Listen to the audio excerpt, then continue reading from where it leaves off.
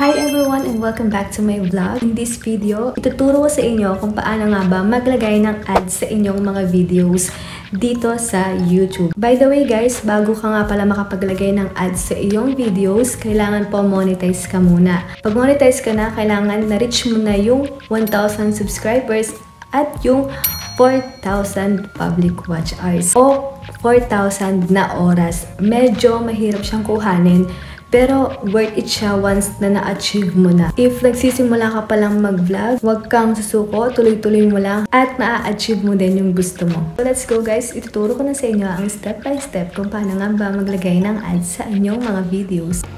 Guys, punta lang kayo sa inyong Google at i-type nyo lang yung studio.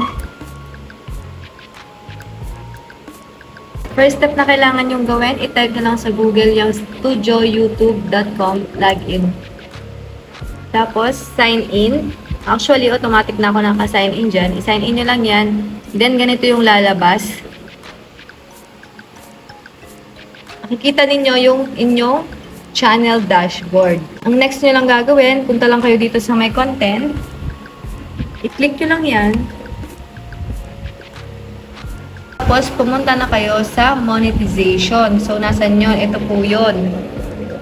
Kailangan po lahat ng video nyo ay naka-on. Ganito lang po siyang gawin. I-click nyo lang yung arrow. Kung gusto nyo i-off, kung ayaw nyo sumahod, off. Siyempre, kung gusto natin mag-sumahod, i-click nyo lang yung on. So, yan. Ganun lang kasimple.